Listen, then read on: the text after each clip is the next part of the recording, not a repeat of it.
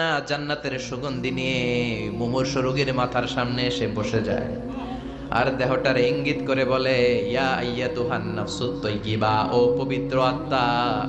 আরেক বর্ণনায় এসেছে, ইয়া আইয়াতুহান নাফসুল মুতমাইন্নাহ, ও প্রশান্ত আত্মা, উখরুজি ইলা মাগফিরাতিম মিনাল্লাহ, আল্লাহর ক্ষমার দিকে বের হয়ে আসো। উখরুজি ইলা মাগফিরাতিম মিনাল্লাহি ওয়া রিদওয়ান, আল্লাহর ক্ষমার সন্তুষ্টির দিকে রূহটা বের হয়ে আসো। স্মুথলি বলার সাথে সাথে মুমিনের দেহ থেকে রূহটা বের হয়ে আজরাইলের হাতে চলে যায়।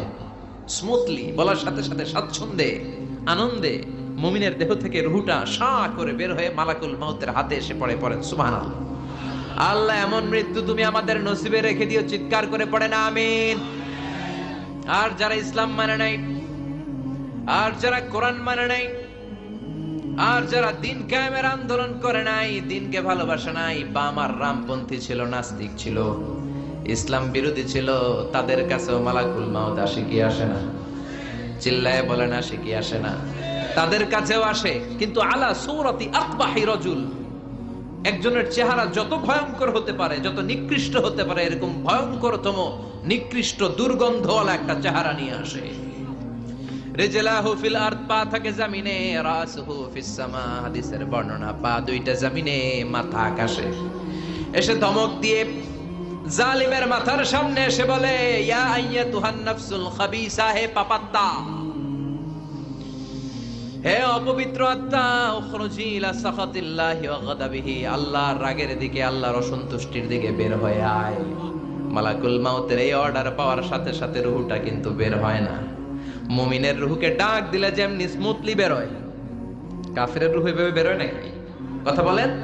রূহটা ডানে যায়, ফাতাতাফাররাক, একবার রূহটা ডানে যায়, আবার রূহটা বায়ে যায়, আবার সামনে যায়, পায়ে যায়, হাতের মধ্যে ঢুকে ডানে বায়ে যায়।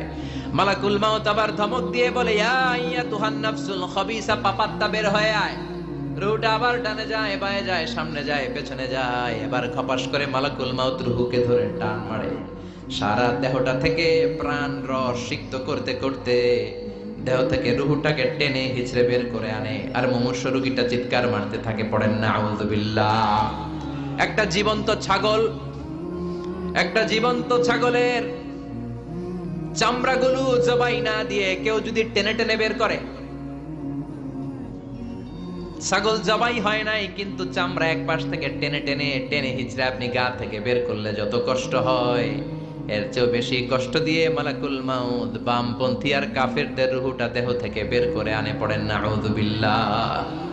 আমাদের রূহটা যেন আল্লাহ মুমিনদের রূহ আপনি যেভাবে কবজ করান, ওইভাবে যেন আমাদের রূহটা বের হয়ে আসে। আর জোরে পড়েন আমিন। এজন্য আল্লাহ বললেন, বাল তুসিরুনাল হায়াতাদ দুনিয়া ওয়াল আখিরাতু খায়রুন ওয়া আবকা, পাগলের মতো মোহাচ্ছন্ন হয়ে এই দুনিয়াটার পেছনে ছুটে বেড়াও। এই দুনিয়া আসল নয়, আখিরাত হলো আসল। চিল্লায় বলেন ঠিক কিনা? অস্থির, আমরা ব্যস্ত দুনিয়ার লোভে আর মোহে পড়ে আমাদেরকে যে মরতে হবে, চলে যে যেতে হবে, এটা ভাবার সময় আমাদের নাই। চিল্লাই কোন ঠিক কিনা? এজন্য বলা হয়, মুতু ক্বাবলান তামুতু, মরার আগে একবার মরো। হাসিবু ক্বাবলান তুহাসাবু আলাইক, তোমার হিসাব কিয়ামতের দিন করার আগে তুমি তোমার হিসাব করো। জীবনে কি কি পাপ করেছি আমি জানি, আমার চেয়ে ভালো কেউ জানে না। চিল্লায় বলেন ঠিক কিনা? কি কি অন্যায় করেছি আমার হৃদয়ের মধ্যে কথাগুলো আছে না নাই? পৃথিবীর কেউ না জানলেও আমি জানি কি জানি না? পৃথিবী না জানুক আমি তো জানি, আমি কি পাপ করেছি হায়। পৃথিবী না জানুক আমি তো জানি, আমি কি পাপ করেছি হায়। আমার পাপের করলে বিচার, বাঁচার উপায় নাই আমার। দয়াময় প্রভু মাফ করো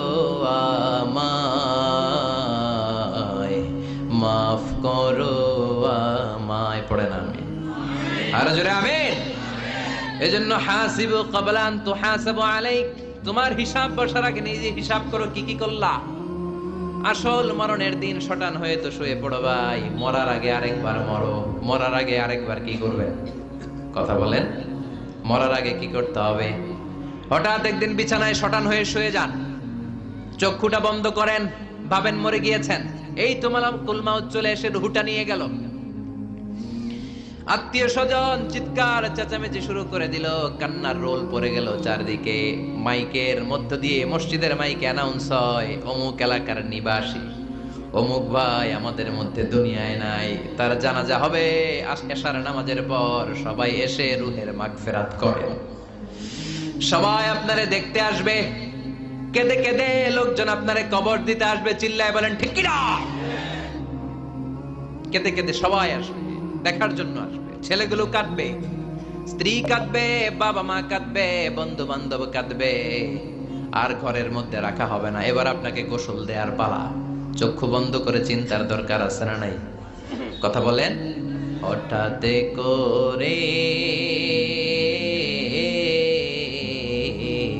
হঠাৎ করে শুনবি একদিন আমার মৃত্যুর খবর। কেঁদে কেঁদে আসবে সবাই দিতে আমায় কবর, দিতে আমায় কবর। ঠিক কি না? একটু চোখটা বন্ধ করে ভাবেন, আপনাকে গোসল দেয়া হবে, জামাগুলো খোলা হবে। এত টাকা দিয়ে যে দামি গোসলখানা টাইলস লাগিয়ে ঘরে বানালেন, আপনার শেষ গোসলটা কি ওই দামি গোসলখানায় হবে?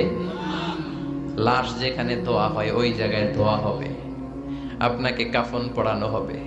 আপনার কলিজার টুকরা ছোট বাচ্চাটারে বলা হবে, আব্বু দেখে যাও তোমার বাবারে শেষবারের মতো দেখো। আপনার বাবা মা শেষবারের মতো একটা নজর দিয়ে আপনার চেহারাটা দেখে নিবে। বন্ধু বান্ধবরা শেষবারের মতো একবার আপনারে দেখে নিবে। জানাজার জায়গায় নেওয়া হবে। হবে না এই ঘটনাটা আমাদের? হ্যাঁ, হবে কি না? হাজার হাজার মানুষ শেষ বিদায় দেওয়ার জন্য আসবে। চারটা তাকবীর দিয়ে ইমাম নামাজ শুরু করবে। আল্লাহু আকবার, আল্লাহু আকবার, আল্লাহু আকবার, আল্লাহু আকবার বলে নামাজ শুরু করবে। নামাজ শেষ। এবার পালকিতে করে কবরে যাওয়ার পালা।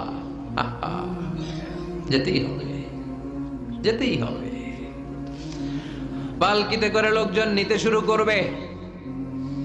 কবরস্থানের ওই জায়গায় যেখানে মানুষ বছরে মানুষ না মরলে যায় না, ওই গহীন নিঝুম কবরস্থানে ঢুকানো হবে।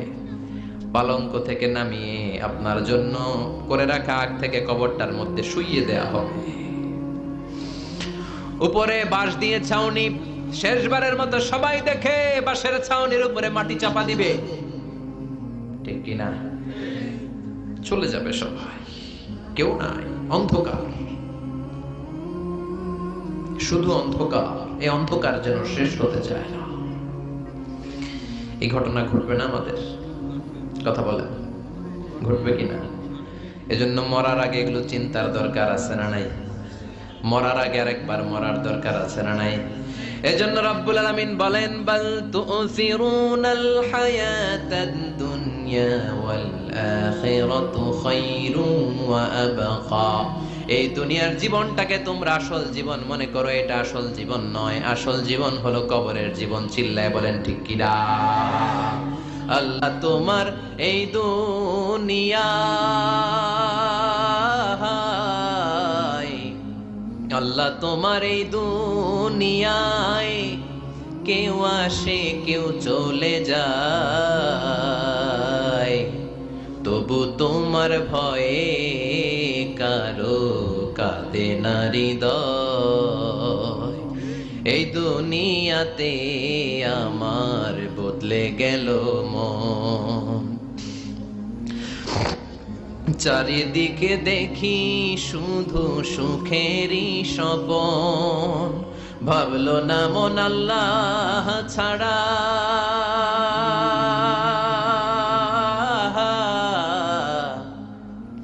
ভাবলো না মন আল্লাহ ছাড়া নেই কোনো উপায়, তবু তোমার ভয়ে কারো কাঁদে না হৃদয়, ঠিক কিনা? আসে আর চলে যায়।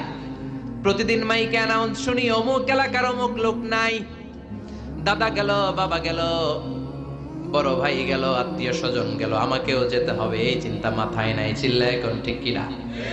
এজন্য লাইফটা হলো one time, one chance, second কোনো চান্স আপনাকে দেয়া হবে নাকি?